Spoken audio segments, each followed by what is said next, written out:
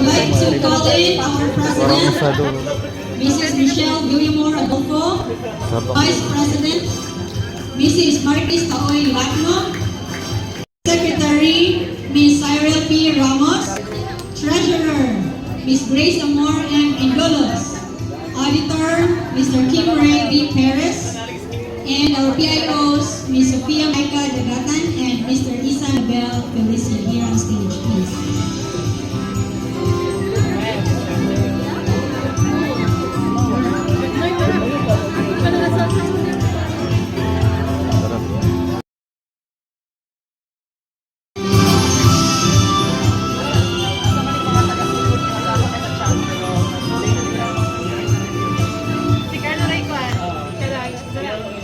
So here is our first set of officers for the CCS Archers Alumni Association Officers 2024.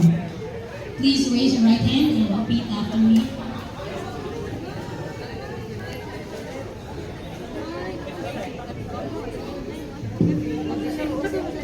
I, please state your name, do solemnly pledge that I will, to the best of my ability,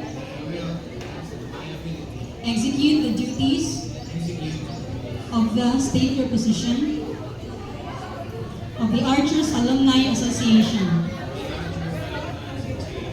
I will live up to the trust placed in me by my fellow alumni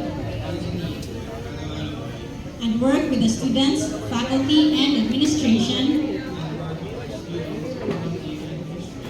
in promoting the welfare of Carmen Christian School Incorporated.